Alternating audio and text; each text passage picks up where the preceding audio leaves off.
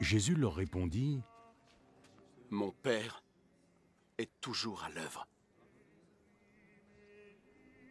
Et moi aussi je suis à l'œuvre. » Ces paroles rendirent les autorités juives encore plus déterminées à l'éliminer.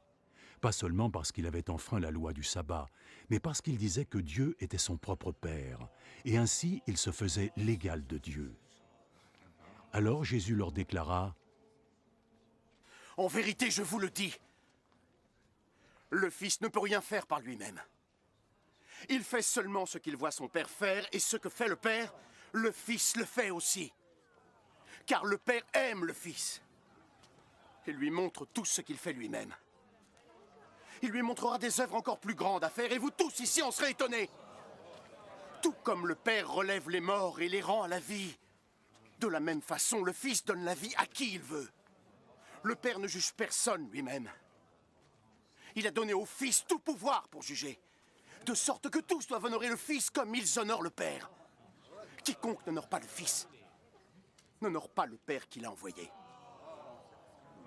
En vérité, je vous le dis, ceux qui entendent mes paroles et croient en celui qui m'a envoyé auront la vie éternelle. Ils échappent au jugement, mais sont déjà passés de la mort à la vie. En vérité, je vous le dis, le temps va venir. Le temps est déjà venu où les morts vont entendre la voix du Fils de Dieu. Et ceux qui l'auront entendu vivront. Tel que le Père lui-même est source de vie, de la même manière, il a créé son Fils pour être aussi source de vie.